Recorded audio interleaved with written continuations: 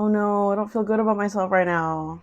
Okay, we're gonna do it anyway because we got some things to talk about, things to do, and our little microphone is here. Hey everyone, my name is Sarah Villacarrillo. I read so many good books this month, and I just want to share them with you. I'm new to this whole reading thing on the internet, all right? So if you see some of these and you're like, wow, you're really late, I really am. And this is just further evidence that I'm late. I'm enjoying it now, and that's all that matters. First of all, I started watching the movie of this with my boyfriend and his mom. Then I was like, hey, that's a book. I should read the book. We didn't finish the movie, but I did start reading the book, and I finished it. The Storied Life of A.J. Fikry by Gabrielle Zevin. This one took me a hot second to get into, because the language is a little bit different. I was really confused as to what was happening. I was starting to remember the movie, and I was like, this isn't really adding up. By the end of it, I was so invested. It's one of those books where, like, everything gets tied up. There's not one character that's just there for funsies. Like, everyone's there for a plot purpose. It's incredible. Okay, so this is basically the storied life of A.J. Fikry. I'm just kidding. But it centers around this character named A.J. Fikry, who is the bookseller in this small town. He is mourning the loss of his wife in the midst of all these crazy things like financial struggles. He doesn't even like owning a bookstore, but he has it anyway. One night, a very prized possession is stolen from his apartment, and then shortly thereafter, he is left a different present. So there's a little bit of a mystery thing involved here. It's very literary. It's sweet. It's very grounded. This is a good one. So this next one, a lot of people have been talking about for a long time. It's a lot of people's favorite books, and I understand why. Oh, actually, yeah, this one actually reads for that one too. I actually listened to the audiobook of this on my way to visit my boyfriend and on the way back, and it is Love in Other Words by Christina Lauren. I had heard so much about this book. Sorry, that's my chair. And it's just so popular, it's really difficult for me to find a physical copy of it, so I'm really glad I got to listen to the audiobook on Spotify Premium, not sponsored. It's a cute little story about book lovers, but it's also really grounded and really kind of gritty. I like books that are grounded, I guess, okay?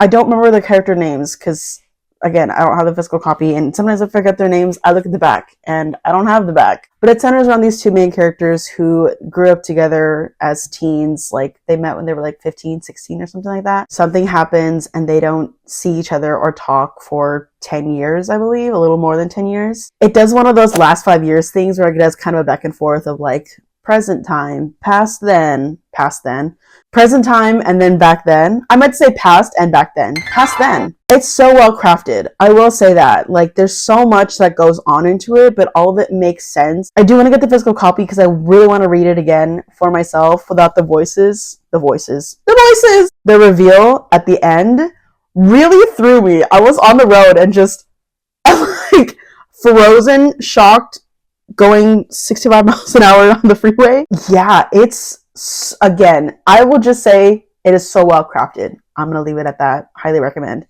Another 5 stars. Actually, I was talking about that book and I was holding this book and I realized that, yeah, it actually works for both. This was such a good month. The 7-Year Slip by Ashley Faustin. I also understand why this is a lot of people's favorites. If you like a romance book but don't like romance just for the sake of romance, this is this one. I like that there's a little bit of a sci-fi element to this one because it centers around 2 characters.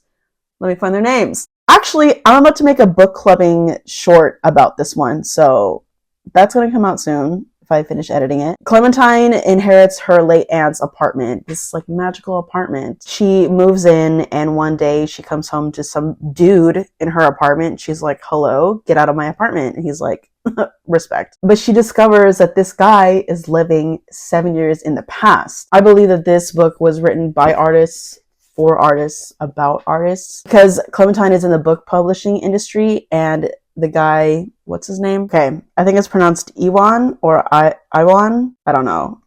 He sounds European. He's a chef, like to his core, at his heart, and the way that they describe things in this book is just so juicy. It's so delicious. I'm gonna make a book clubbing video about it, so look for that on my shorts. Okay, so this next one was on my TBR. I did start reading it, I promise. What If It's Us by Becky Albertalli and Adam Silvera. It's really good. It's just a very, very, very slow burn. This is the slowest burn I've ever read. It's cute. It's very cute. It's wholesome. I'm enjoying it. But to be honest, this kind of slow burn it's not it for me right now. So Arthur is in New York for the summer to do this internship for his mom, and he is not super enjoying it. He doesn't like the corporate world, but he really wants to be on Broadway. That's what he's in New York for, mainly. Ben is just going through a breakup, and he's now in summer school and has to go to summer school with his ex. They meet at a post office, which is really random, but like cute. And they start thinking about each other, and I don't really know what happens because that's where I kind of stopped. I was like, y'all just need to meet up again somehow. Come on. I'm enjoying it though because I've read a book from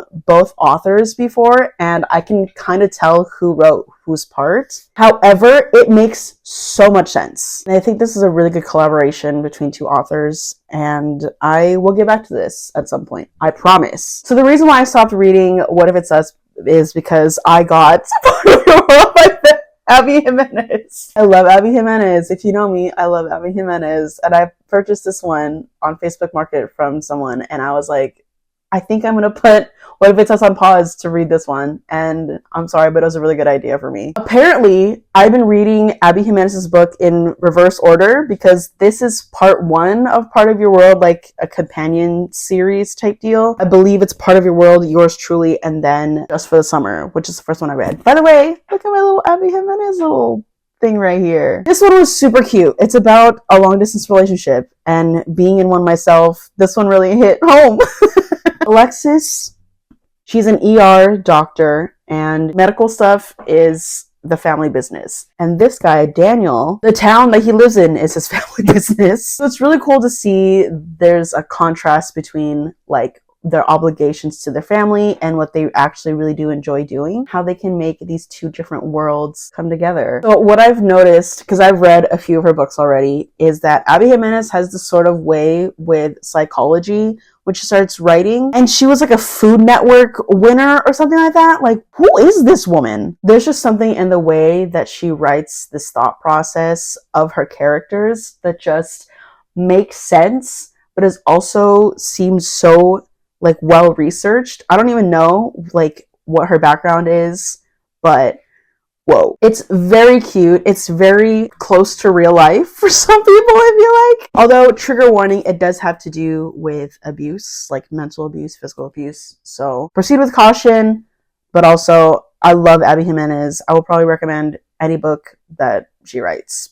Ever. So I wanted to take a breather after that book because I feel like I always have to with Abby Jimenez books, but then I went to Target and bought Didn't See That Coming by Jessie Q. Sutanto, as well as a couple other books, which will be in my October TBR. So honestly, this one was something I picked up kind of on a whim. I was all, yeah, sure, this seems really cute, and it's this big. It's going to be a quick, simple read. It kind of was a quick, simple read because I think I read it in like 2-3 days. It's a cute little nerdy romance. Come on, it's adorable. I feel like it does kind of pull from the 90s, 80s rom-com You've Got Mail, which is also, I think, inspired by or inspired from She Loves Me. But these two, Kiki and this guy named Sourdog, because the reveal is cool. They play this online game together and they just start chatting and they end up becoming like these online best friends. However, Kiki disguises herself as a male gamer because of just the way women and females are perceived in the gaming world, in the gaming industry, and amongst other gamers in general. It's seemingly very innocent until they find out they go to the same school. This is one of those ones that I thought was going to be really cute and fluffy and just very, very, sweet and lovable and adorable. And then it really hit a lot. This is also really funny. Like, I was laughing like literally out loud at some of the events that happened. Great banter, but hilarious events. But now I want to find the first one, which is, well, that was unexpected. Speaking of what I'm going to read next, here's my very overly ambitious October TBR. The first one that I would like to read, I'm probably going to read, is Yellowface by R.F. Kuang because I've heard so much about it and I really want to read it. But for some reason, I'm really interested in hearing the audiobook, so I'm going to be going on a road trip and listening to that one. The next one is Yours Truly by Abby Jimenez, obviously, and I know I talked about it last month, but I finally got the physical copy, so now I'm going to read these in order. Another one that I mentioned last month and I really want to try to get into for real this month is Tomorrow and Tomorrow and Tomorrow by Gabrielle Zevin. Another one that I want to get into is Sarah Adams, Practice Makes Perfect. I know there's one called When in Rome that I kind of want to read first and then this one, but this is the one I have now. So this is one I can get into. These two I also bought the same time as Didn't See That Coming at Target, and it is The Summer of Broken Rules and Maybe Meant to Be by K.L. Walther. I know I'm late to these as well, and it's no longer summer, but I can still have that summer feel. And then immediately jump into this one, okay? That's the plan. And then the last one that, I don't know if I want to read this one first or last, because it just seems really fun. I was recommended to read Suzanne Park, and I was really interested in reading this one in particular, Sunny's Song Will Never Be Famous, because I read the synopsis and I was like, that sounds cool. Also, there's a girl on her phone with next to a chicken. That's not me. I don't know what it is. Sorry, I forgot to add in The Dead Romantics by Ashley Poston, which I also want to read because I read The 7-Year Slip. It's about this girl falling for a ghost and it's kind of spooky. Maybe that one at some point this month. Also, sorry about the audio on this one. I thought it was going to be better with the microphone.